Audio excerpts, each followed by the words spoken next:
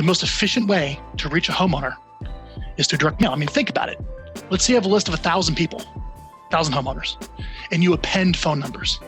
You'll be lucky if there's a 50% match, meaning you only get 500 records of phone numbers back. Then if you call those 500, most of the numbers won't work. And the ones that do work, you'll be lucky to have a 5 to 10% answer rate to deliver your message.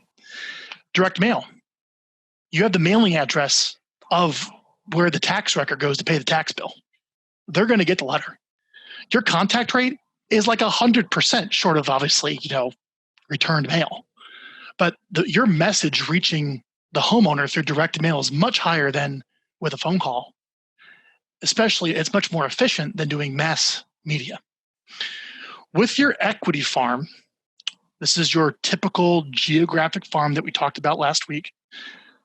Homeowners in a high turnover neighborhood where a good percentage of how many homes there are, like say in a zip code, for example, or maybe you draw a neighborhood.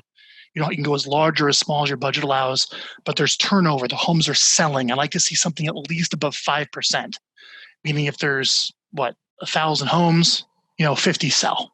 You want to start a monthly newsletter that's so useful that people would arguably pay money to get it. This will be a branded newsletter. This is the one time it's okay to go on totally branded with you as the agent. And the whole goal of this newsletter is to show them that you can help them solve problems. It's a long-term play. You're not going to send out this newsletter and someone goes, "Oh, I want to hire you." You might. But it's about saturating a small group of people, area you want to work with all the time.